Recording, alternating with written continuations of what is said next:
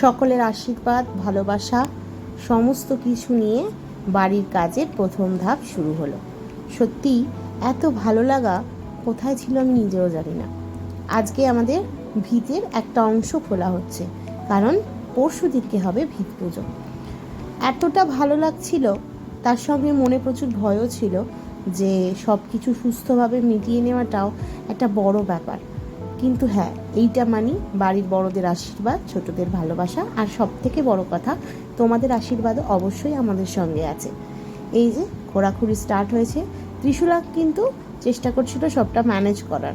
দেশ থেকে যেহেতু আজকেই ফিরেছি, সেই তো তাড়াহুড়ো করে ডাল, আলু চোখা আর ভাত করেছিলাম।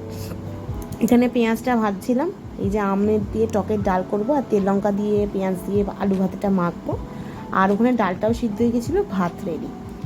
এতটা এক্সাইটমেন্ট ছিল, বারবার গিয়ে ওখানেই দেখা হচ্ছিল।